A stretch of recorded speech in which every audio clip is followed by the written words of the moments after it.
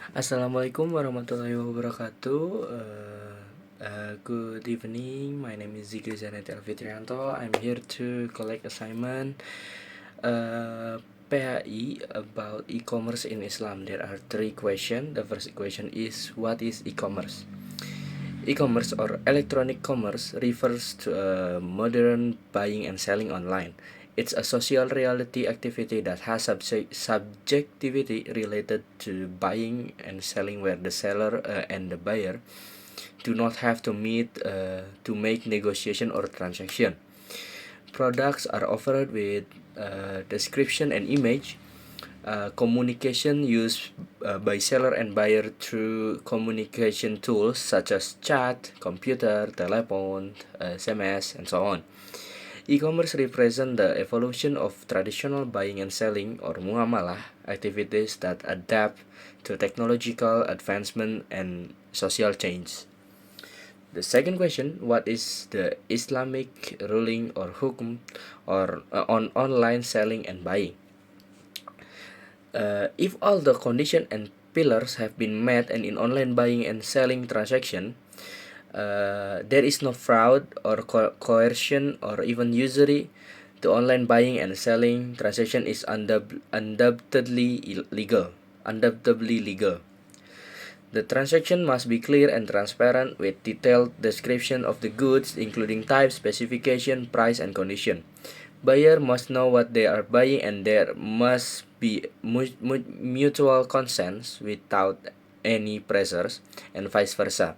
If the terms and conditions are on the contract and buying and selling are not fulfilled, then the sale and purchase is invalid.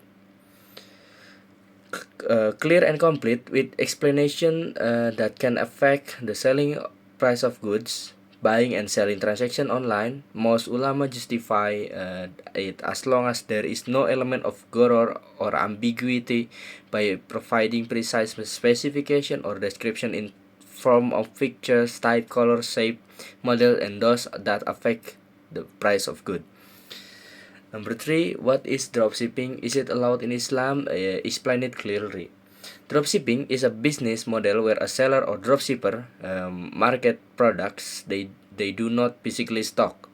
Instead, they transfer customer order to and shipment detail to a third party or the supplier or the manufacturer, who then ships the good directly to the customers. If dropshipping practice meet this condition and avoid prohibited elements like gharar or fraud, then dropshipping is allowed in Islam. For example, the goods must be halal or lawful and clearly described. The transaction must be transparent, and the buyer should know who they are buying from and what they are buying.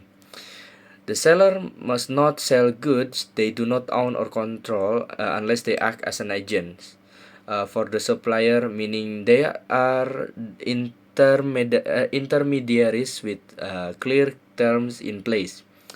The seller should avoid deceit and must ensure that if the buyer receive goods that do not match the description, they have the right to return or cancel the transaction.